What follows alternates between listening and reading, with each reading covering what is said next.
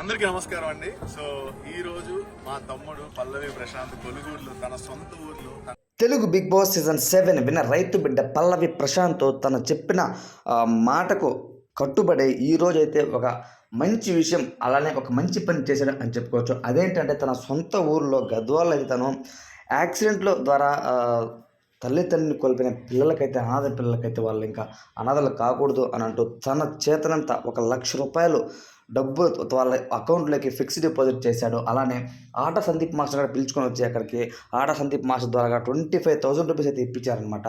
అలానే వాళ్ళకి సరిపడా ఒక సంవత్సరానికి సరిపడా రైస్ కూడా ఇచ్చారనమాట పల్లవి ప్రశాంత్.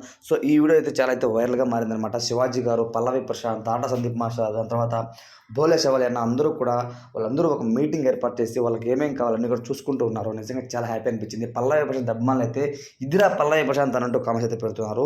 గత 2 వీక్స్ నుంచి అయితే పల్లవి ప్రశాంత్ సీజన్ 7 విన్నర్ అయిపోయిన నుండి కూడా డబ్బులు ఏమైనాయి, అలానే నువ్వు ఇస్తానంటున్నావు డబ్బులు ఇంకా ఇవ్వలేదు ఎందుకు, సో అన్ని చెప్పిన మాటలనే చిన్నగా అందరినీ మెల్లగా వెర్రి పుష్పాలను చేసి డబ్బులు తీసుకొని చెక్కేసావు ఒకటి, ఇట్లా చాలా అయితే బ్యాడ్ ట్రోలింగ్ జరుగుతుంది అనమాట.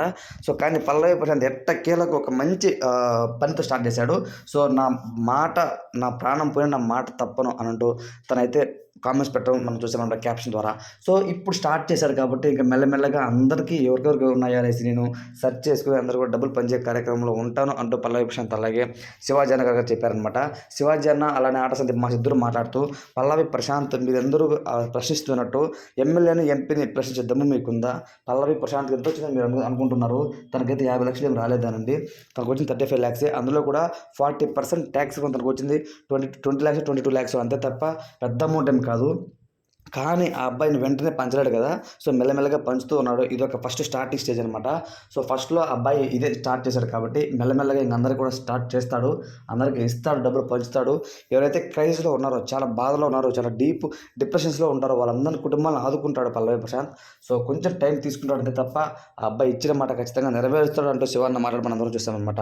ఈ వీడియో అయితే చాలా అయితే వైరల్గా మారింది. పల్లవి ప్రశాంత్ అయితే నిజంగా ఒక మంచి ఇదని చెప్పొచ్చు. ఎందుకంటే ఎవరు కూడా ఇచ్చిన మాట నిలబెట్టుకుంటారని ఎవరు ఉండరు. ఎందుకంటే అది ఏదో చెప్పేమప్పుడు లైక్స్ కోసం, వ్యూస్ కోసమో, మనం విన్నింగ్ అయ్యేదాని కోసమో. కానీ విన్నర్ అయిపోయాం కదా మనకేంట్లే అని వదిలేస్తారు. కానీ పల్లవి ప్రశాంత్ మాట మీద నిలబడి ఈ కార్యక్రమాలను చేస్తున్నారు కాబట్టి నిజంగా హ్యాట్స్ ఆఫ్ అని చెప్పుకోవచ్చు. ఓవరాల్గా ఈ వీడియోపై మీ ఒపీనియన్ ఏంటి అన్నది కామెంట్ రూపంలో తెలియచేయండి. Thanks for watching.